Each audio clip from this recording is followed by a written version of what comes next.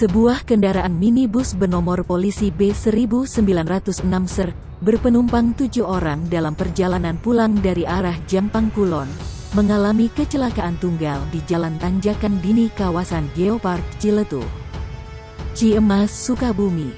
Mobil tersebut ringsek setelah menabrak dinding tembok tower. Akibat kecelakaan itu 2 penumpang meninggal dunia di lokasi kecelakaan.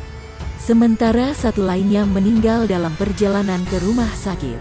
Untuk 4 penumpang lainnya dibawa ke Rumah Sakit Palabuhan Ratu Sukabumi untuk mendapatkan perawatan. Satuan Lalu Lintas Polres Sukabumi yang datang ke lokasi kejadian langsung melakukan olah TKP serta meminta keterangan saksi korban selamat. Dugaan sementara sopir tidak mengetahui medan jalan. Saat ini Satlantas Polres Sukabumi masih meminta keterangan saksi korban selamat dalam kejadian.